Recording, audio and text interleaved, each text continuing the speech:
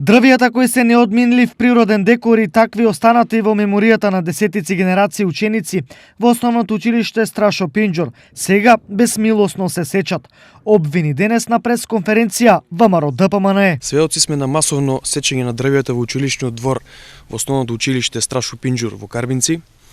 Дали со ова сечење училиштето работи за зачувување на животната средина и подигање на свеста кај учениците за истата?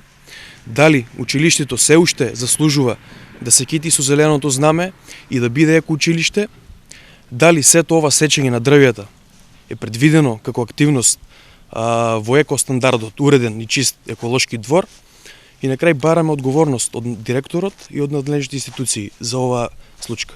На обвинувањето од ВМРО писмена реакција стигна од кабинетот на градоначалникот Јордан Насев. Поради безбедност на учениците и имотот на училиштето, ние како локална власт, по чија ингеренција е основното училиште Страшо Пинџур, се решивме на овој чекор, а тоа е овие стари дрвја да бидат соодветно и под стручен надзор исечени, но при тоа да се води сметка дрвото да остане во живот.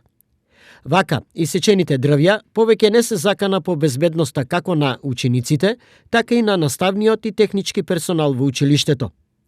Затоа, побаравме и добивме дозвола од Оделението за урбанизам, што е надлежно за издавање на вакви и слични дозволи. Стои во реакцијата.